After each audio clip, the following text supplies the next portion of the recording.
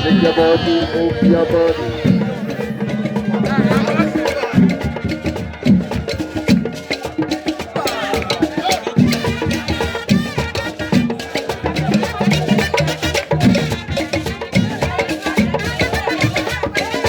Shake something, shake something.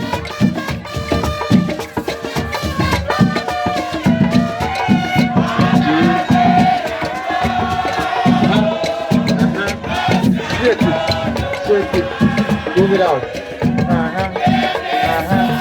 Thank you, thank you. Shake. Shake. We'll take you to Nigeria, sister. You are doing a very wonderful job. Thank you. Thank you. Thank you.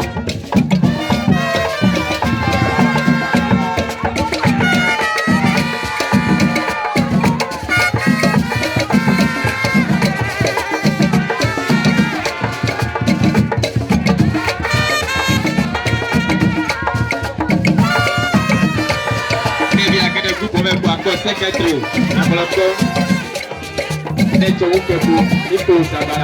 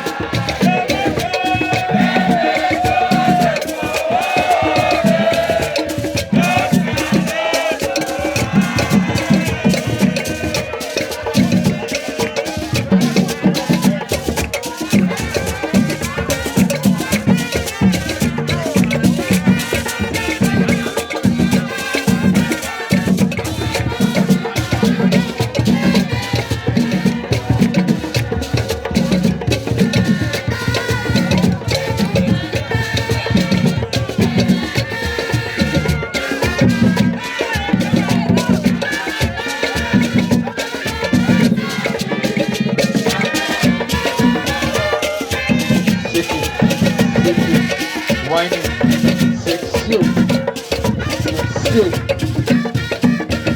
And then we head down and shake your feet.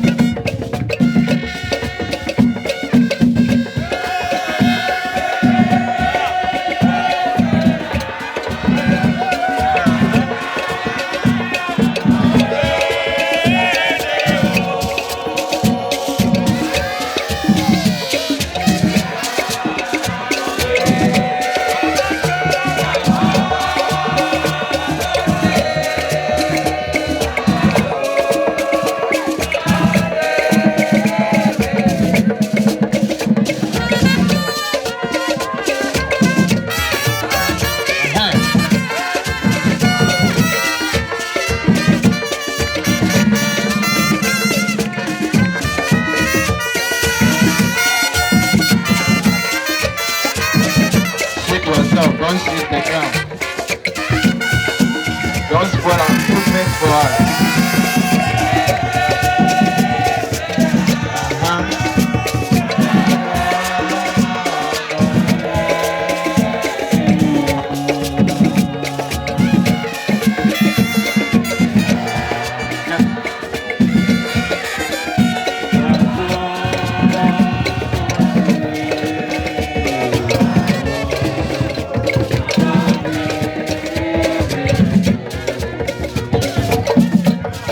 If you go not shake the thing, then get out.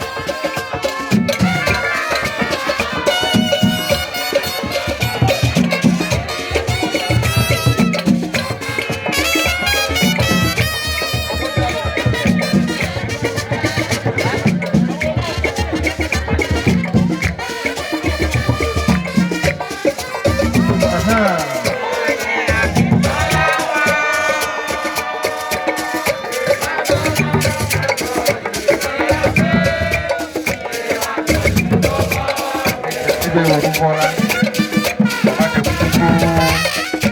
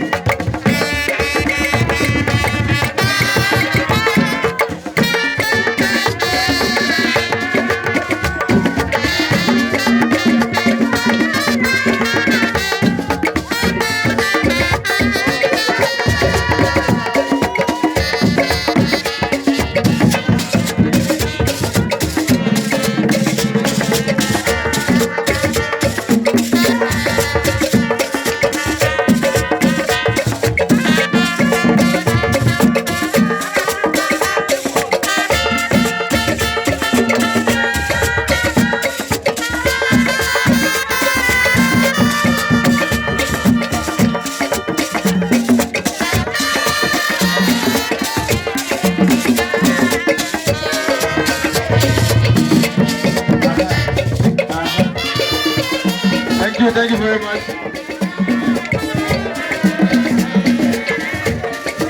Eso tiene papake abu woto ya. Wana kame kaju. Aso mi woto mwana ya. Ako ta wana wana zeli awo.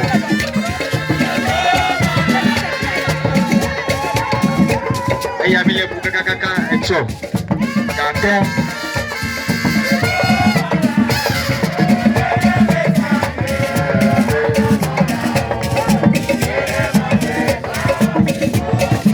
Registration égalité.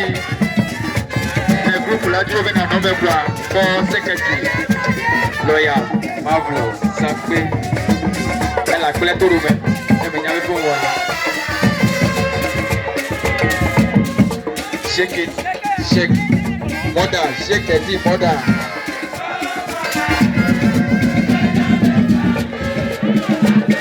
I can see zero around.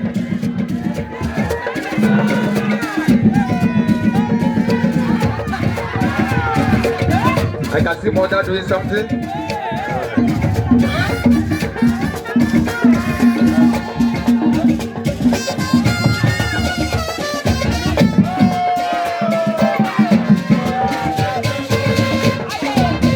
Thank you.